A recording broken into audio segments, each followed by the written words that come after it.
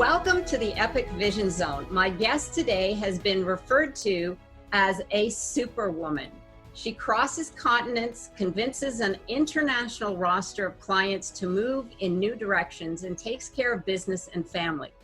She is Argentinian born and the founder, principal, and creative director of Blok Design, and living life fully and in a way that many professional women would find inspiring.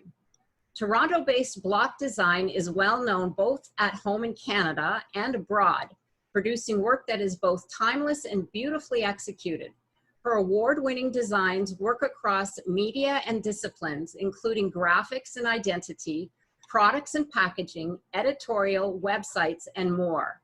Known for her passion for taking on initiatives that blend cultural awareness, humanity, and a love of art to advance society and business alike, her experiences living and working in Buenos Aires, LA, New York, Mexico City, and Toronto have given Blok Design a unique international perspective that is recognized and awarded around the world. Her work is represented in the permanent collection of the Royal Ontario Museum, as well as the Library of Congress in Washington.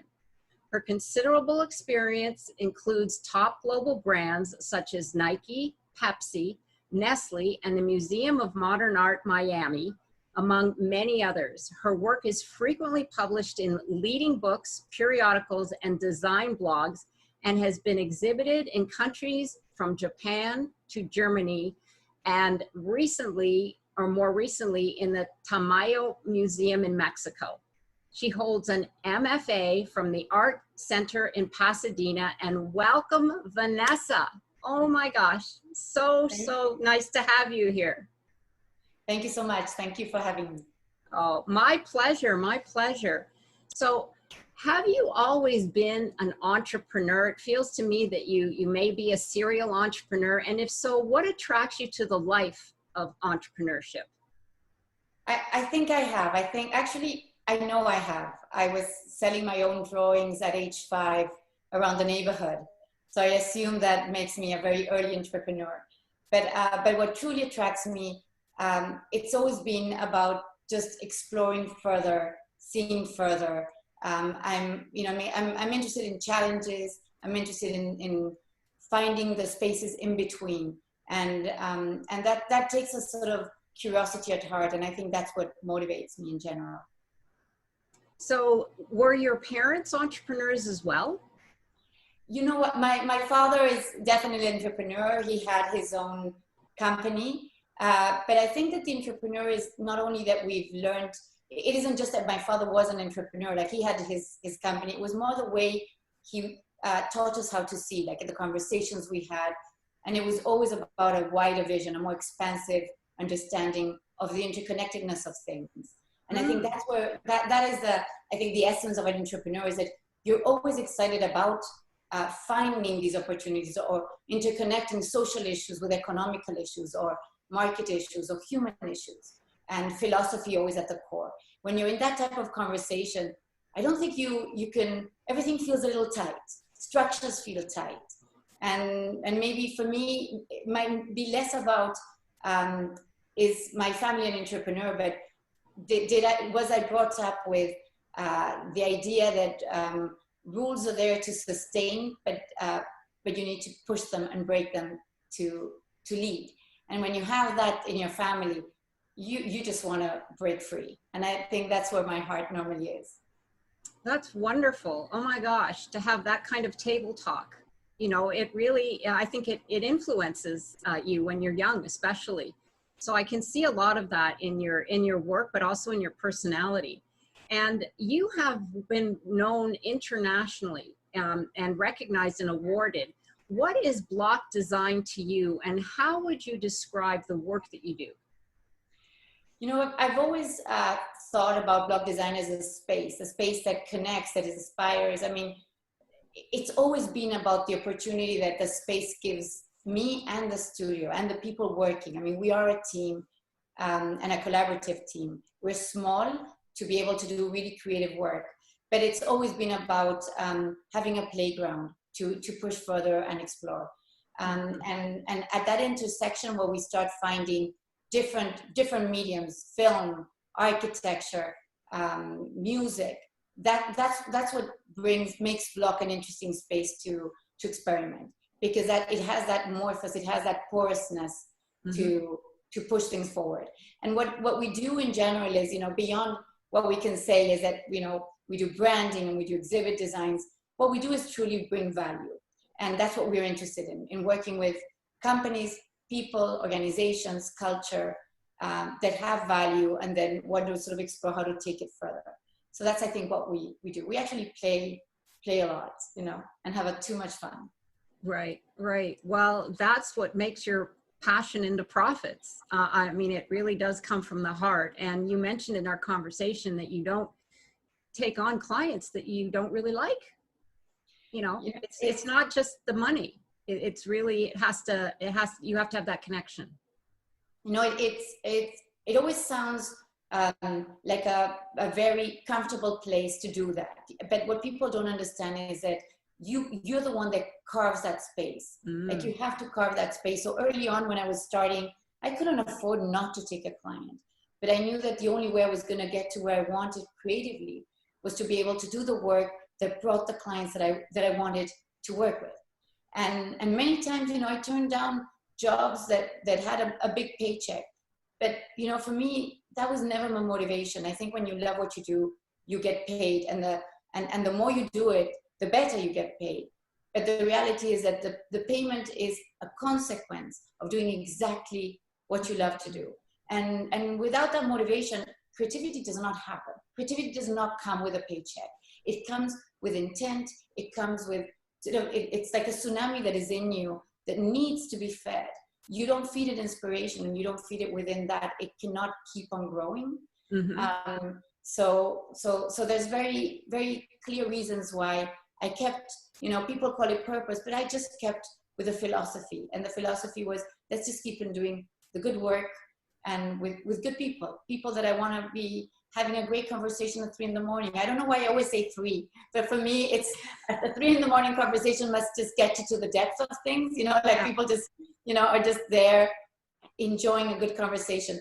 If I want to be with clients at 3 a.m. having a conversation about any subject in the world, the other type of then you forget work and it's humanity. Right. And that's the type of clients that we actually have.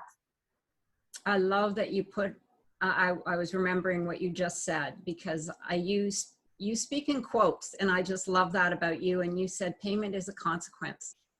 And that is so eloquent, because it is a consequence of you providing a service for people that you're connected with. So yeah, very, very profound. So you have a spirit of adventure that injects life into your work and life.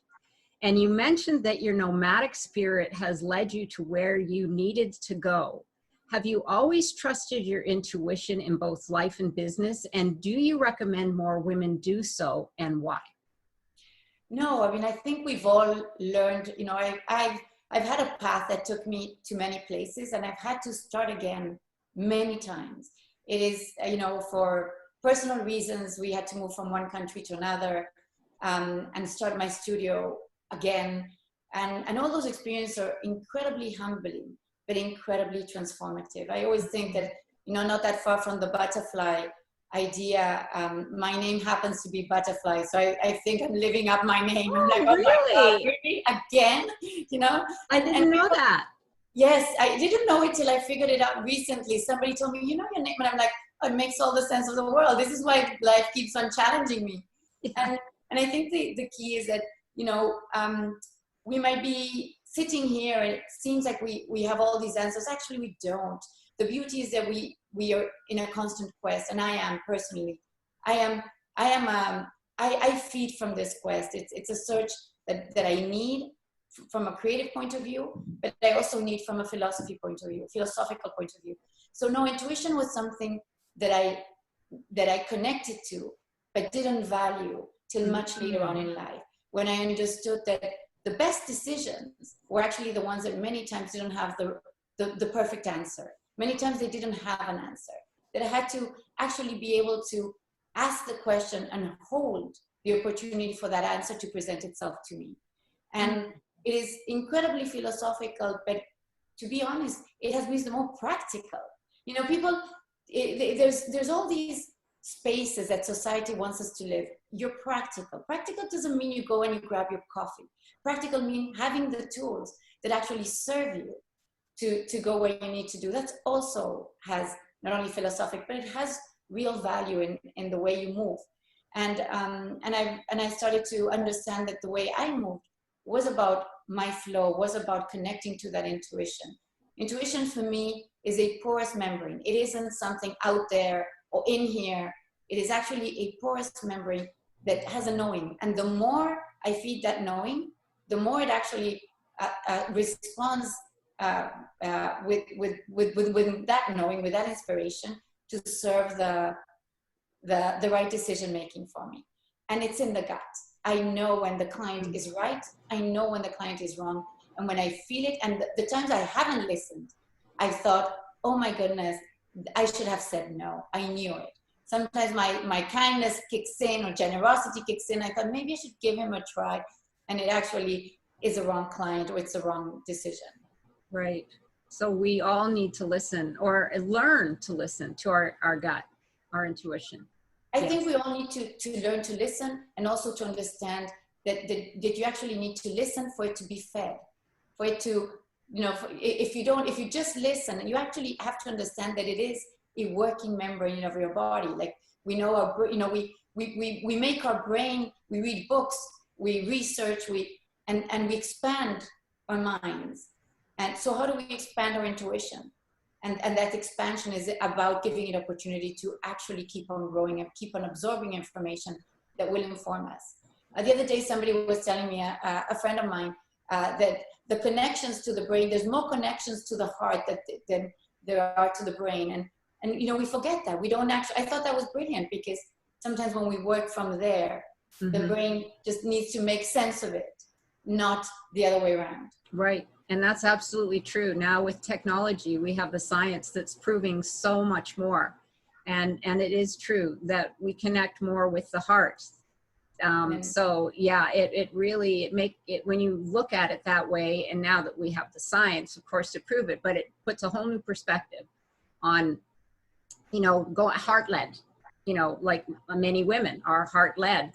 But I'm going to move on. That was beautiful, by the way. And I'm going to move on to one of my very favorite subjects, and yours as well. I'm a huge proponent of imagination and creativity.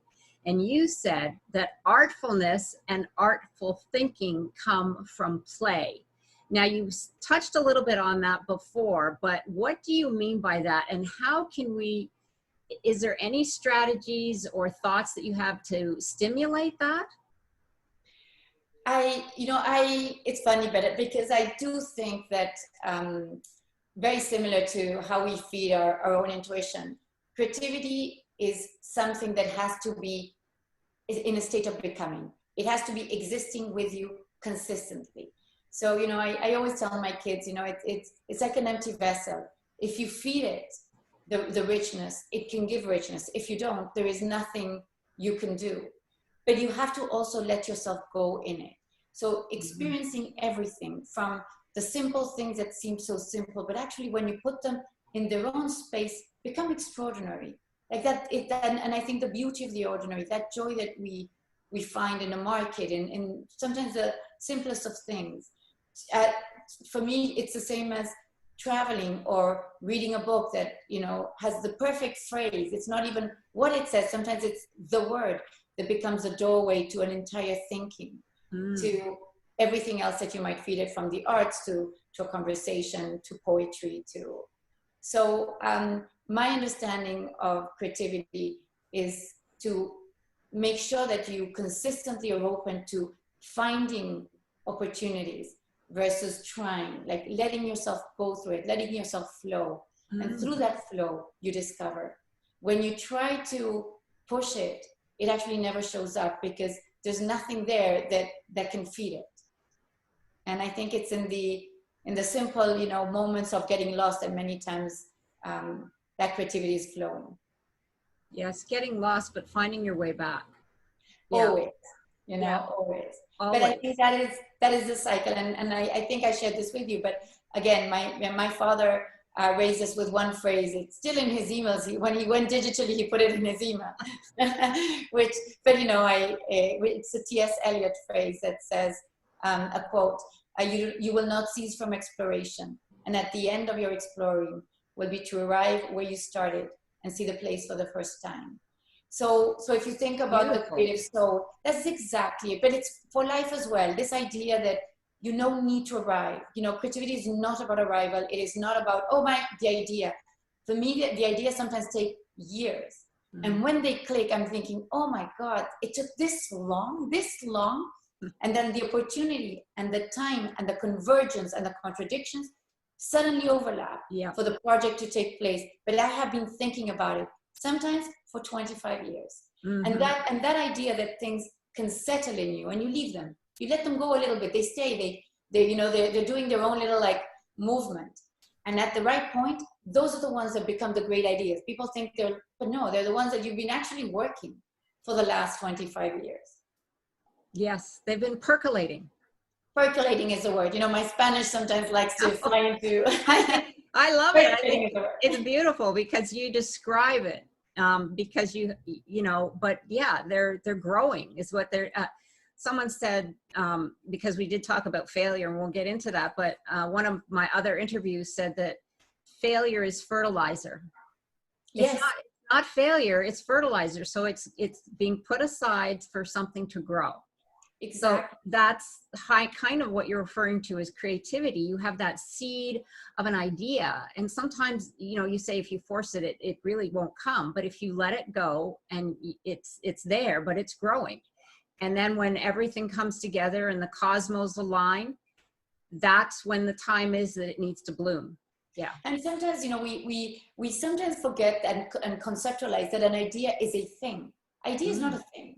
Ideas are thoughts, emotions, movements. So many times what they're looking for is the diverse interconnectedness that you actually don't have at the time. You're missing something. And because that's what we think. We always think, well, it's a concept, it's idea, it's something that is formed. But actually it is much more ambiguous than that. But because it's hard to express ambiguity or hold paradox. The most interesting projects for me are always the ones that are in contradiction. There's always a point of tension, of contradiction. And that point where things are not quite clear, finding the balance between those points of contradiction. That's when great art or architecture or film happen, in those spaces in between. But so I think sometimes you're just waiting for these other interconnected elements to show up for this to find a balance, because it wouldn't without it. And sometimes the balance is with contradictory forces. Right. Oh, that's beautiful. You have to write a book now on creativity. I've got you writing. I just feel it as of now, but maybe soon. Yes, no. So I don't. Well, we've had an earlier conversation, so that's on an aside. But you've moved around and started over several times in your life, and seeing resilience as a virtue means having endured adversities while transforming them into opportunities for renewal. What cultivates a resilient mindset, and what would you say to women with challenges in their business and their lives right now? I think that the key for me is always to recognize something that is very difficult to recognize at the time, when everything seems like it's falling on you, or when you need to start again, or when things shatter, which is that you actually have a choice.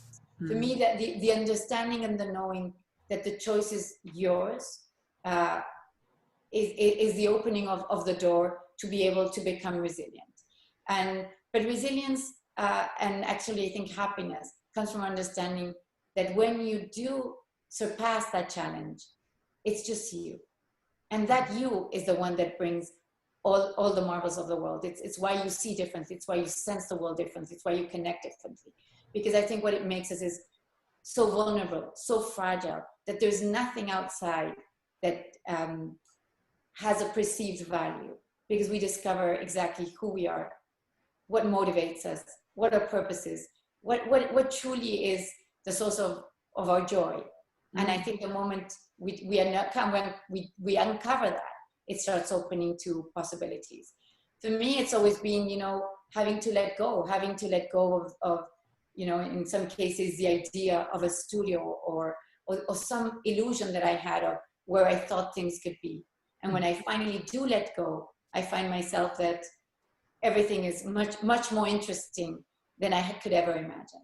Right. But again, I think we you know, it's, and this I discovered not long ago, is that I actually like that edge, the edge where I'm holding ground and where I'm ready to fall off the cliff. And some part of my body and in my, not my brain definitely, most probably my body, my heart, thinks it's gonna fly, although I might just land and actually die. But I think I hold that hope that I'm gonna fly.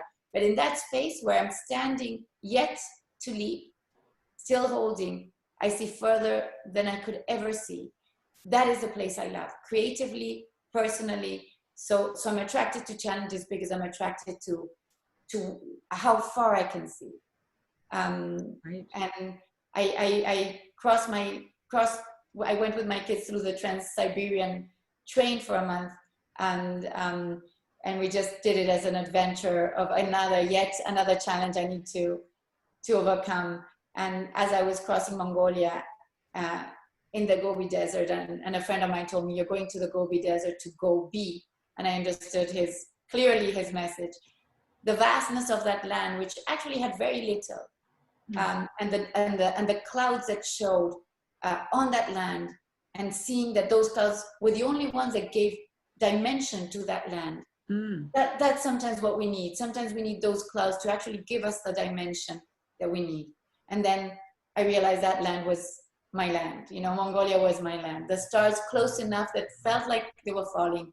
The clouds close enough to see shadows, to see light, and so vast you could feel the world had no end. That actually is when I see further, I'm always standing looking at my Mongolian landscape. Yeah. Well, that actually, you just segued beautifully into my next question, but you already touched on it, because we talked about taking risk and becoming an entrepreneur and making changes. And we talked about the perspective of risk and living on the edge. And you said that that's where you see the possibilities, but you also did mention that taking action, you know, embracing that uncertainty, because a lot of us stay stuck. And you said risk is to stay stuck, if you view it that way. So yeah, I mean, I don't know if you wanted to add anything to that, but I know we had a great conversation on you know, the ability to see it as something that has possibilities.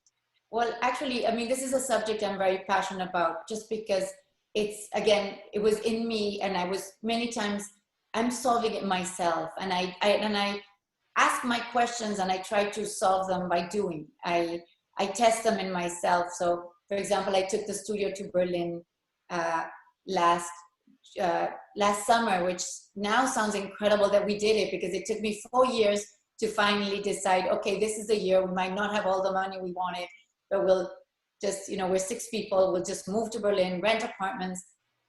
But what I wanted to prove to myself wasn't just how it felt to work outside in a different environment, which I did. It was actually embracing uncertainty, to put us in the unfamiliar, to get out of the familiar into the unfamiliar and see anew. And I find that, you know, that I like that shift of perspective. I like seeing things from different dimensions. That is part of what I do every day. But sometimes you actually have to act on it. It's not enough to use it in your work. It's not enough. You truly have to act on it and let yourself see what comes from it. Let yourself be uncomfortable.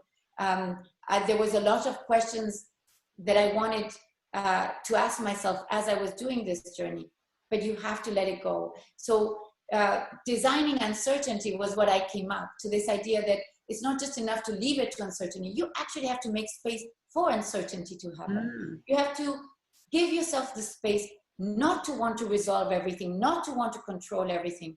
Because if you don't give that space, then you're not able ever to leave the patterns and the sequences and everything that feels linear in our lives. Mm-hmm. And I think living in Mexico, there's so many concepts that I explored in different ways, and I enjoy this. So this is me normally. But chaos wasn't something I was attracted to. If you see my background, it's pretty clean. So my chaos exists in my mind and in my heart.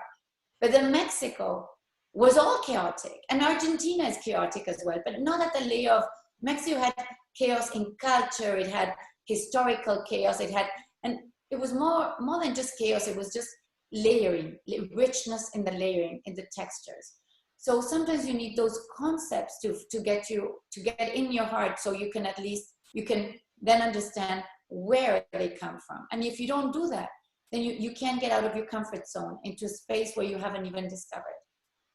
Right. Oh, that's put so beautifully. You're absolutely right. Because if we remain in our comfort zone, because let's face it, it is comfortable. But if we do that, then we're not availing ourselves of what could be. Because beyond that comfort zone could be the next step into possibilities, which could open up a whole new world for you. Yeah. And then I think there's things, when I came back from Berlin, I went to Berlin thinking, is there a way that I could run a studio and work from many places? Creativity isn't something you just do digitally. You actually, there's an energy in a group and then collaboration. So could I ever do this? Like, next year we go to Mexico to work, or Turkey or South Africa. These are all places we actually had in our list for this year. But it's funny because because what we lived in Berlin, my team got into this situation, COVID, with a completely different understanding. One, of the understanding of uncertainty, because they had never experienced that. Some had barely traveled. To the doing this experience put us in a situation where we had to go into this sort of digital flow much faster. So what we discovered is that having, without knowing, thrown ourselves into that experience where we're living out of a yellow box, more or less, brought us into a knowing to receive this one. Right. And I think that is always what's interesting, is that you never know how it's going to affect or influence the decisions you make later on. We were thinking about, it goes further, we were thinking about a world value-wise and movement-wise that actually arrived. So our thinking was, how can we do, so we were already thinking about new models of studio that isn't digital or collaborative, like that had some type of different paradigm. And so we're just testing models throughout and seeing, okay, what is the new paradigm, and how do you it's never black or white or gray, or like it's always a blur. So finding ourselves within those questions are interesting to us. Yes, absolutely. And you can put me on your list for a new employee when you start moving around. You and pretty much every creative director of agencies that literally have the top job, they're like, Vanessa, can we go with you? I'm like, I can't afford you. Yeah. Well, we'll make it work. It's the possibilities are there. You never know. It was creatively and story and humanity. It paid so much more to us, Yeah, I'm sure. I mean, you're on everybody's top list to work for too. So that'll work out. So you stated a quote from T.S. Eliot that I thought was beautiful, and it went like this: "We do not know what we see what we know." What does that quote, why does that quote speak to you, and what do you feel that it means? So I think actually that's a Piaget quote. Okay. We do not know what we see what we know. What it means for me is a little bit what we were talking about, that it is so easy for us to find preconceptions and stay stuck within our world, within our parameters, within it's almost, the narrowness of both our lives, our possibilities, the way we interact, and with whom we interact. Mm-hmm. We keep with the same circles, we keep with the same conversations. And what is interesting for me is always being the periphery. It's always been what's on the edges of this. I mean, I think that's why I like the edge. But, you know, we even if I say the word edge, it has a preconception in everybody's mind what edge means. And the only thing edge means, it's actually the spaces we haven't explored. You know, the edge was for the people who, you know, were looking for new land. What was the edge of the world? So those spaces, or the blurs, the blurry spaces that, you know, the frontiers emotionally and geographically that are blurred, those are interesting places for me to see, because from there you see anew, you see differently. Right. And I think that I think is what excites us as a studio, excites me as a person, is how can we rethink a society right now, especially given this moment, and rethink, you know, the way we connect, interrelate, and what can we do, not from the place we're at, but from a place we are not at. And it's a very different place, and it humbles you, and it opens you, and I think it just gives to you in so many ways, because you truly are coming to it because you're not carrying the weight of your world. You're freeing yourself to become, or to be free to see things and experience things differently. Right. Wow, I'm just getting in a whole zone now. I love it. So I want to repeat this that you said in our earlier conversation. I know you've touched on this, but you said, we are hungry souls. Creativity is not a tool, it's a flow. What seems mundane becomes extraordinary. So you touched on it being a flow. Can you unravel that a little bit more? Because what you've done is, for me, when you say flow, you've put energy into it. You've put emotion into it. And of course, emotion is energy in motion.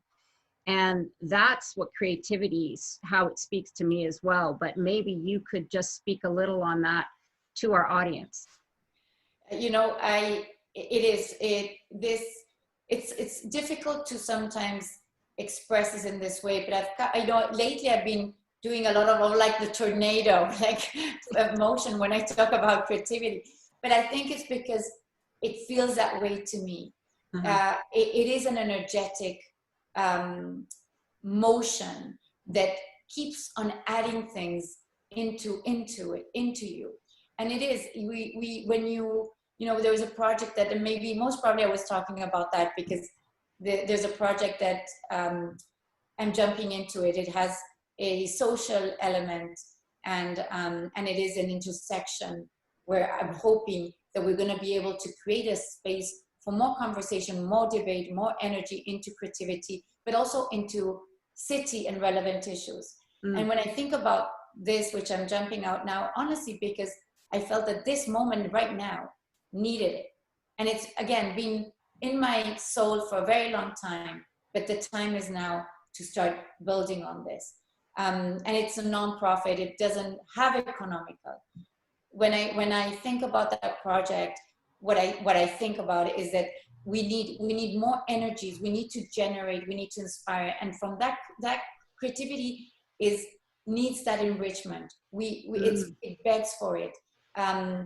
When you're working within this space, it's an intangible space, and it's an incredibly magical space. And I always feel that we're lucky to inhabit it. And I think it's maybe part of my purpose to be able to show people that don't have the possibilities to see it, that it is a healing space as much as it is a space where you inhabit, where you live. The moment you were able to connect to it, you're actually connecting to nature. You're connecting to the pounding of a lot of the things that make life so incredibly joyful and magical. Because creativity is essence. It's the essence that you find in an object, from the most soulful design to the essence you find in architecture. When an architecture has sound, when an architecture is actually not makes you feel, but it also makes you listen. And that same energy and that same soulfulness you find in a leaf or in nature just by going through the river. And when those things start to connect, it actually is it's a living being, and I always feel like it's a river, and I always feel like it's just flowing through me, one way or the other. It's just begging to exist, and it's begging to be inspired. So my motivation is always that I'm hungry to connect to that. I'm hungry to connect to a thinking that is deep, you know, an art piece, a sculpture that its forms are just like, you know, so sensual. I just don't know what to do with myself, because it's just telling me a story that I had never connected to. And that makes me, and that's part of that. It gets you to see the world anew. So consistently, it's just feeding your essence. Yes, it's beautiful. It's like a journey. It is, and it's a connection. I think it's about the sensibility by which you connect to the world, and I think we insinuate ourselves into the world with our own sensibilities. And when you're at heart with that, then that connection becomes effortless. And through that effortlessness, we start, I think, bringing more of us, manifesting more of our understanding of the world. And that's, I think, what we do as creatives. We might be working on projects, but we're manifesting the way we feel and we understand the world in many ways. And it's a personal journey, and it's all personal at the end of the day. Oh yeah, it definitely is. And it's what you make of the journey. So yeah, comes full circle. So in business, you believe we all need to have a healthy perspective of success versus failure.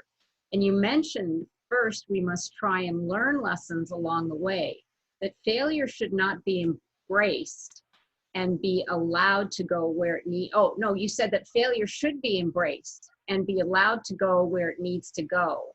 So I loved that viewpoint of that. And maybe you could just speak a little bit more on that.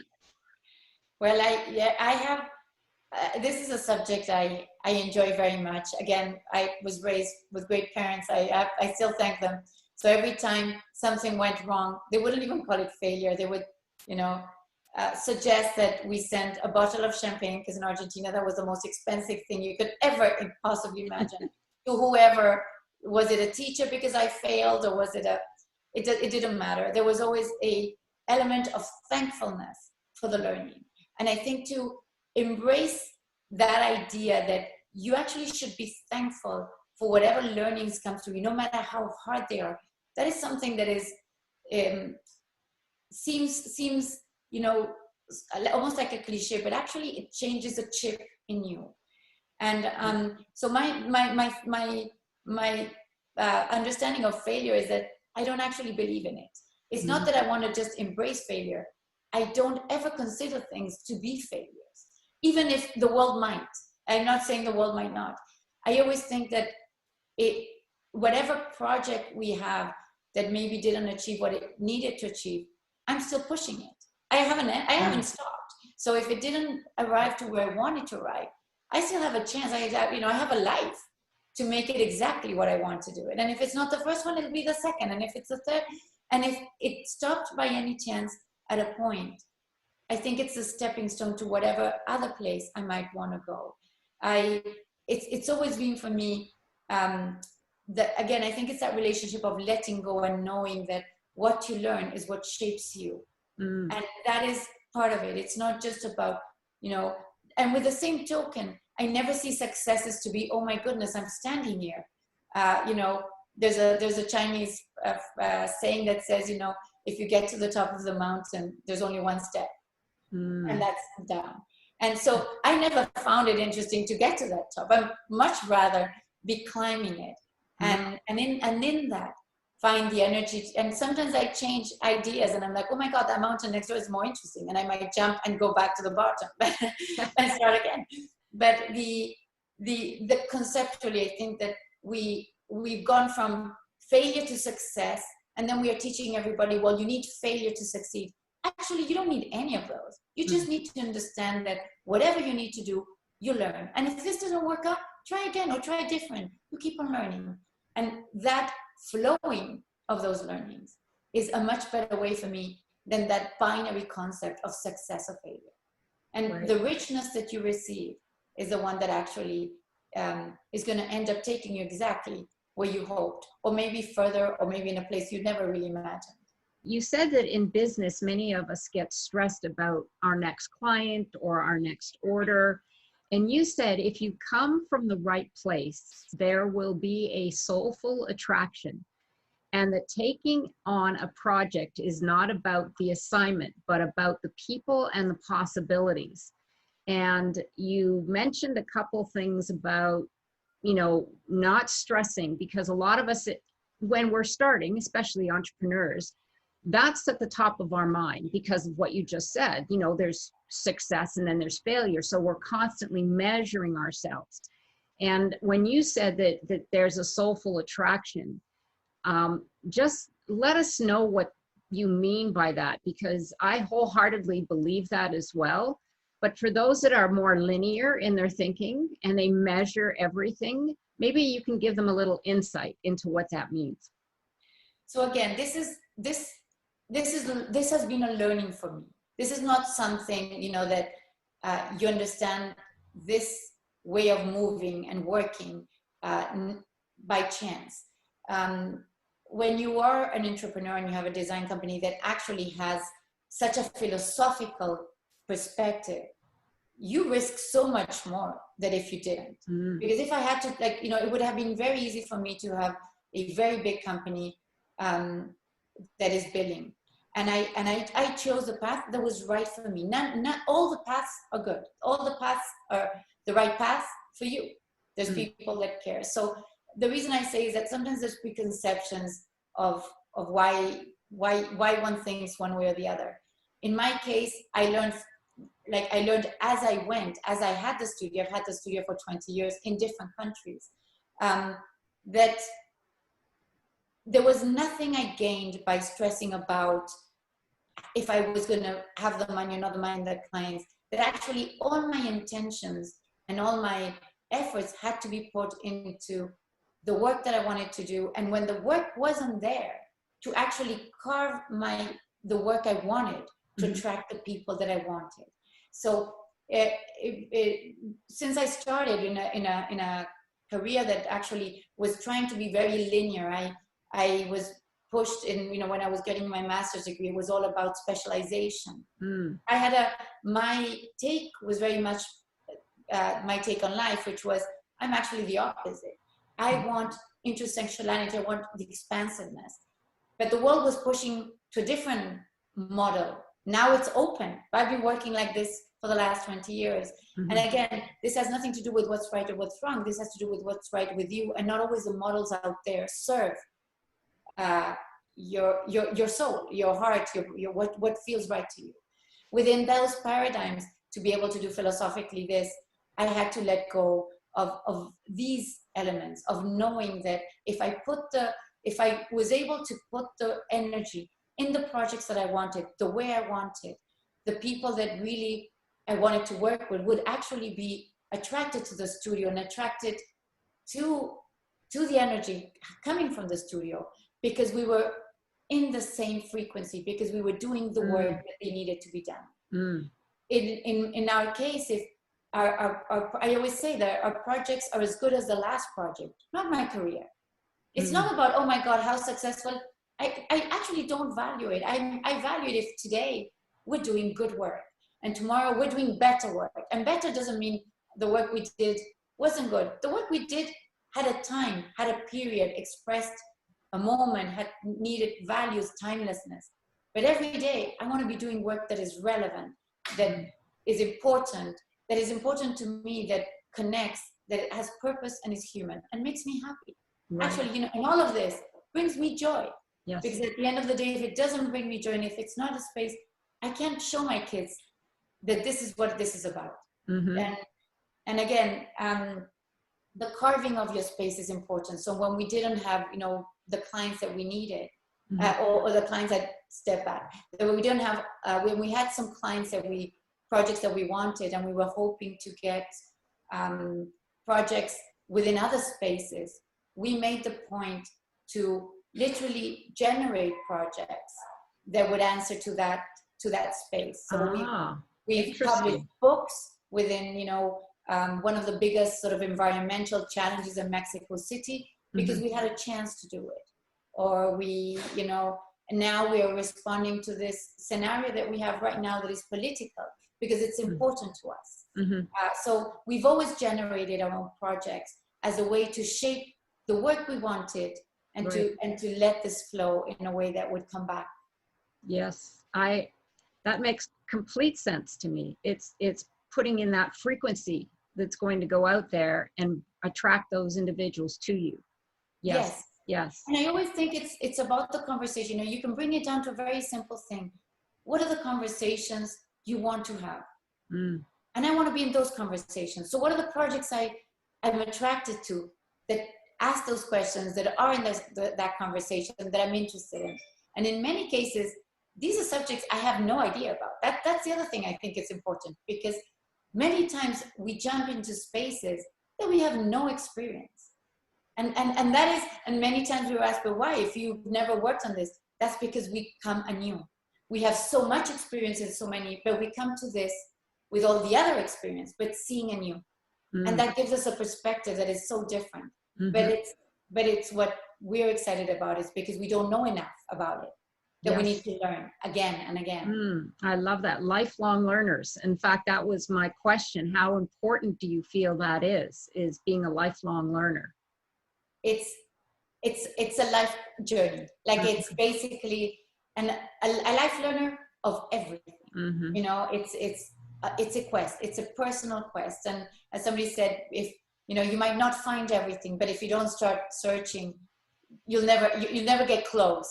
Right. And I always find that if you start walking, at least there's paths that you will encounter. And I think that's part of the unstuck. The unstuck is that when you are pursuing certain projects, and sometimes they look, you know, trust me, I have a pretty ambitious mind. So mine seem to always be like in like very expansive. And sometimes I think, why mine are so. I love it. Yeah, you gotta go big. It's always big. The problem is, like, I act in both levels. I can go big and I also act on it. So I think both having those two levels is important, to be able to think big and broad, to go deep, but also to act. But then the acting becomes more challenging when they're so big. Yes. But then the question is, you need to do it, because that's where, that is the search. The search is when you get into those energetic projects, and you know that everything in your body is just saying, this is just so right. Right.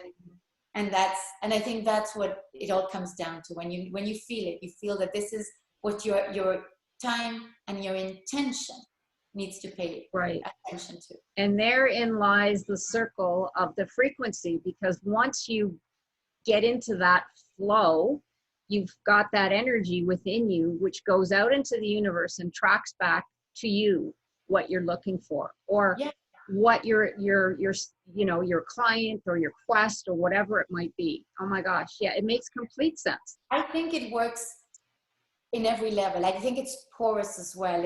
It's you know, the richness, and we love to separate, you know, business and clients, because the world likes to separate. They like to categorize. Are we in business? Are we in life? That's linear. It's linear. This is business. In business, you'd be very surprised. You know, I'm like this in business as I am in life, and I am with my kids and my friends. You know, I might tone some things down, but that's pretty much it. And that's the beauty. It flows right through. You know, it flows right through. It's the passion, and you can feel it. But it's dimensional. It enriches every layer, because my clients also want conversations that are much more interesting, in the sense of seeing more dimensionally and seeing further what's happening. It's never about just what they think they need. Many times they come to us with a need, and we realize that is not even what you need. You do not need this. You asked us for this because that's what everybody else is doing, or it's a preconception. And I think that is what's always exciting for us as well. Yes, it's unpacking. It's, you know, just helping them discover what it is they really need when they... Actually, it's revealing. Thank you. So it's even more profound, because you reveal them, so you can reveal it in very simple things like in a project, but then you reveal essence and then you reveal identity. And it all comes back to that flow and that connectivity that we were talking about. Yes, yes, absolutely beautiful. I love it. Well, what is your greatest source of authentic inspiration? Oh, Do we need to write a book now? I almost because I'm highly excitable. Oh, sorry. My kids. That's what I love about you. But my kids normally tell me while we're walking and they're talking to me, and I suddenly change. Yeah. Oh my God, this is so amazing. My source of inspiration. There's so many, and I think I'm going to turn it around. Okay. I think the reason, because my source of inspiration, the reason is that I feel life profoundly. So my source of inspiration isn't what's out there, but it's the how.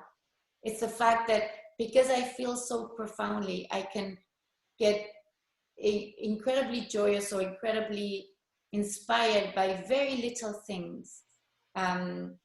That sometimes it's a word in a poem. We talked about it, but sometimes it's the perfect combination of words. In one case, it was beautiful emptiness, by which that combination, the idea of beautiful and the idea of emptiness, got me into an entire journey of 3 years by which I started to design a house. Really? And that was the manifestation of life. So, and it was it was all about small and connectivity. So many times it's a doorway. So I think it's less about what inspires me, but how can I make it? How can I make things that come to me keep on triggering that inspiration? Right. And so that sensibility, that connectivity to me, to be connected to me, then things that come to me just inspire me. And it could be a trip, it could be, sometimes in Vietnam, a woman that had like all black teeth, and smiled, 100-year-old, was an amazing inspiration to my soul. And it just shifts. Right. It's life and the world. Yes. It's life, it's the world, it's gestures. Sometimes it's just a gesture. Sometimes it is a protest. Sometimes it's human rights. In my soul, I'm very much about social justice. So sometimes it's somebody's word for the right cause, as much as it is, a very subtle gesture of generosity that might inspire me. I feel you see the world through the eyes of a child, because a child is naturally curious about everything. When they're little, you can take them out on the grass and they find a blade of grass fascinating, or they'll look at a tree because they really haven't seen a tree or a flower, and they're just like, ooh, what's that? That's how I feel, because you see the beauty in it, or you feel the beauty of it. So yes, it's just that's how I feel, and that's why I think you are so creative. So I wanted to repeat a phrase that you have that raises the bar for what you do. I think it was in your studio, and your phrase is value legacy. Yes. Tell us what that is, because that is very profound. That was for my kids. And although I use it as my studio. So again, I don't have a blur. My kids know. I separate my life and my work because of the attention I give my kids, not because they're separate. It's a question of time. But my life, my studio, what I do and who I am, and my family, and how my kids also a part of what I do, has always been important to me. It's not just mommy does this or so for me, value legacy has always been about doing the work and doing the projects that actually mean something to me, because this is the only value legacy I will ever give my kids. If something bothers me, if I have a problem with the world, then I need to act on it. It's not enough to just sign a petition, send money. No.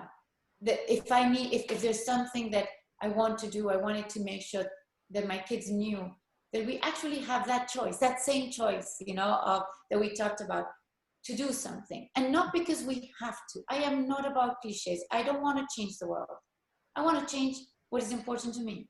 Mm. You know, everybody else can change what's important to them. We're going to have a much better world. It's Yes. not about using, using cliches into trying to sell a narrative. Mm-hmm. I don't need a narrative, but I need what's important to me to be real.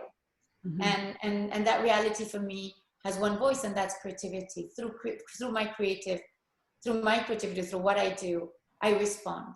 And that value legacy is to leave to my kids the understanding that the only thing that is important in life is value. And value can come through friendship, can come through the things you believe, the things you stand for, and sometimes generosity or kindness. But you do have to act on it. And the way I like it, boldly and gently. I love it. The juxtaposition.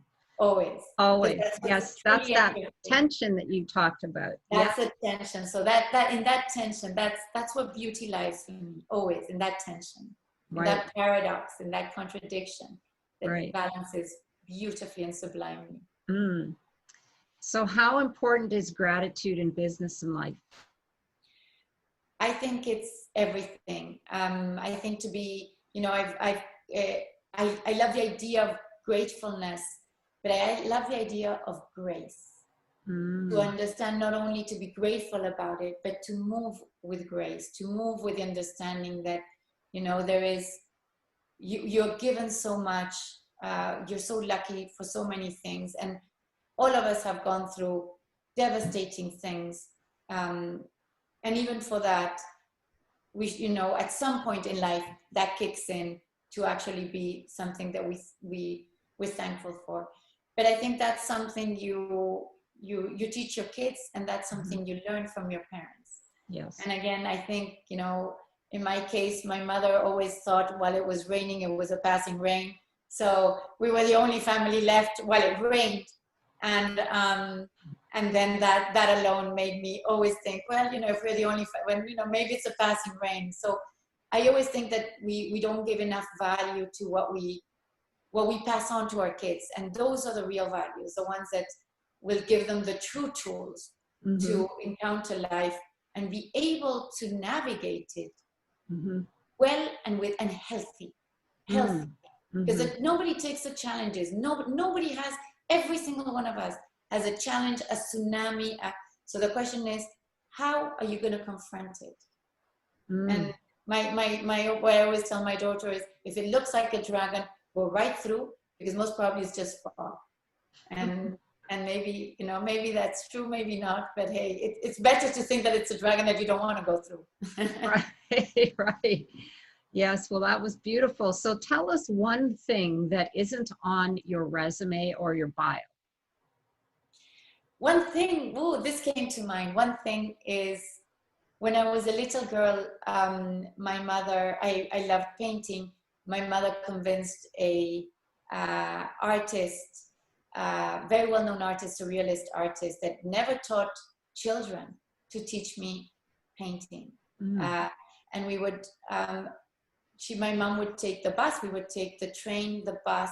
So this ordeal took us an hour and a half to go there. My mom would wait for me for 2 hours in a coffee, now it's called La Boca, which now is very trendy. At the time, it was a very, very, was artistic, and it was not a place that you would be with two girls at night. And 2 hours to come back, an hour and a half to come back. So 3 hours in total to travel to see this painter. And the reason I say is, one is he never sold his paintings. He was an incredible artist. He could, buy an apartment with one of his paintings, but he never sold them. He kept them because he painted for himself. And there is so many things that I know that between the resilience and the beauty of my mother to make what's important to me important to her. And then an artist that took a little girl at 9, I painted with him for 10 years.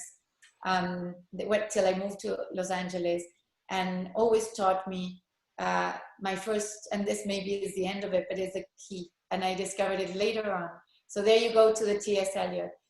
For 8 months, he gave me a canvas, and I painted squares from white to black. 8 months doing that, one by one, without a line, impeccably. So what did that teach me? It taught me focus. It taught me clarity. It taught me patience. It taught me resilience. And it taught me not that long ago, when I came back to this, that life was actually a grayscale. And I never realized till a couple of years ago when I had to go through my own tsunami. Oh my goodness. The first image is that I'm going to see black and I'm going to see white, but I'm going to see all of it, and impeccably and beautiful. Wow, that's amazing. Only you could bring that around full circle. Vision. Well, it came back. It's beautiful. It's beautiful. So I have 4 final questions that are kind of fun, and you're very creative, so I hope you have fun with them. The first one is, if your life were an epic story, what would the title be? Oh, Hero with 1,000 Faces. I love it. I love it. Joseph Campbell. I took it for Joseph Campbell, but that's I threw what came to mind, and that's it. It's mythological, and it has many, many, many faces to it. Oh, wow. I love it. So what name would you give your character in your epic story? What name I would give my character? This is a good one. I have to think about it. Mm-hmm. I was going to throw the first one that came to mind, but that's because it's a well-known. But now I want to think about it. Give me 2 seconds. I'll come back. Keep on going. So how would you characterize your epic life? That was so easy. A total quest. Total quest. This one would be, actually, I don't know the name of my character, but I know she's a warrior. I know she's gentle. I know she's compassion. Most probably, actually, most probably, yeah. The name would be too important to throw as is, but I know her character and I know her heart. She'd go for the quest, and she'd go for the full-on, odyssey, like the full-on adventure. The whole quest. Beautiful, beautiful. All of it. So if that's the case, I'll just call her warrior. And if you had an epic superpower, what would it be and why? Ooh, very simple. So if you're going to call her Shiva, because that's a Hindu. Mm-hmm. Okay. I don't know if it connects, but I don't know why it came to mind. And if it were a superpower, it would be to see through everything, to not to see through, to see essence, to just see things to its essence. So it would be to see deeply. That would be my superpower. To see deep. To find the soulfulness in people and things, to just see the soulfulness. That would be the superpower. That's wonderful. In a way, it would be to see truth. At the end, would be to see truth. Yes, I get it. Well, is there anything else you would like to add to let our audience know? I've got your links on your bio. If there's any special projects you're working on or anything you would like to share, you could let them know. I'd love to share. We are launching a product line in the coming months. Again, it never was about a product. It's a tableware that we spent 2 years working. And philosophically, the only reason why we did it was because we wanted to explore, because we did it once and it wasn't good enough, and we wanted to do it again. And it was about enough is plenty. That little, sometimes one object that has soulfulness is the only thing we need. And the idea of connectivity, of conviviality, and to share. And again, we're doing this because we wanted to explore and see where it could go. So this is one. And then we have a lot of social, political projects happening right now, which we're very excited and are coming soon. Right. So can people find, or can they connect with you on Facebook or LinkedIn? Yes. Okay. We have, there's our site, blokdesign.com with a K, blokdesign.com. And then there's Instagram. And the new companies. The new product is going to be called Force, F-O-R-S Studio, coming soon.com. And again, Force, it's a shortened word, but it comes from fuerza and inner force. And it's what guides everything.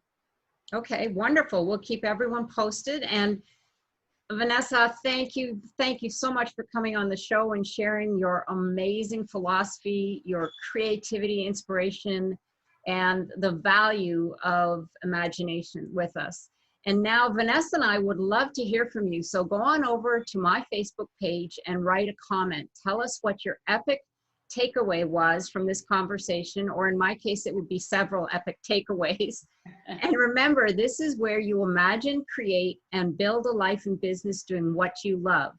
Until next time, this is the Epic Vision Zone. Thank you.